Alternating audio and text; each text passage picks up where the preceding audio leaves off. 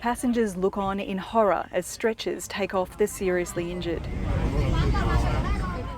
18 are rushed to hospital, 8 of those are Australians, some are critical. A 73-year-old British man died from a suspected heart attack. From the plane windows they watch as fellow travellers are loaded into waiting ambulances. This emergency landing is different. Bangkok airport officials said it's been one of their worst days. They've never had so many injuries from such severe aircraft turbulence. The pilot declared an emergency and descended 6,000 feet and asked to land at Bangkok, the closest airport. Those who could walk had to leave next, passing others nursing their wounds and waiting to be taken off the plane. Wow, yeah. Still people on the ground. Above, bloodstains on the ceiling, a testament to their terrifying ordeal. Jerry was coming to Australia with his wife and daughter for a wedding. There was no warning at all, and I ended up hitting my head on the ceiling. My wife did. Some poor people who were walking around ended up doing somersaults.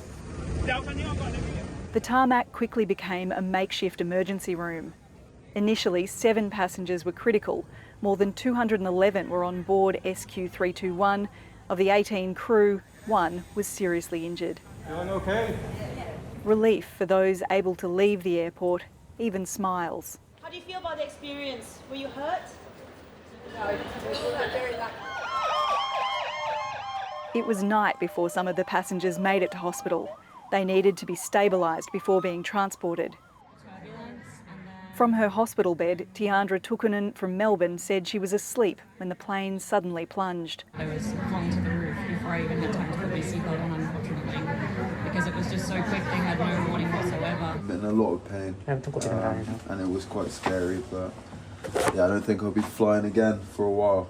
Some of the passengers on board have described absolute scenes of terror, people screaming in agony, people with massive gashes to their heads. The families of the injured Australians who are being held at this hospital are being helped by consular officials, and the embassy here is trying to find more information about any other Australians who've been caught up in this extraordinary event. Australians have started arriving home. Many are traumatised but relieved. Sheer terror and such shock. You know, you think, what's happening? And then it was shuddering, the whole plane was shuddering. And you think it's going to land on land, in the water, is it going to crack up? It's been a very traumatic experience for us, but overall I'm really impressed with the way Singapore Airlines have responded to the situation, and I'm just really glad to be reuniting with my family. The Singapore Airlines crew told some passengers this was the worst turbulence they'd ever experienced. There'll now be an investigation into whether this rare event could have been predicted or prevented. Lauren Day, ABC News, Bangkok.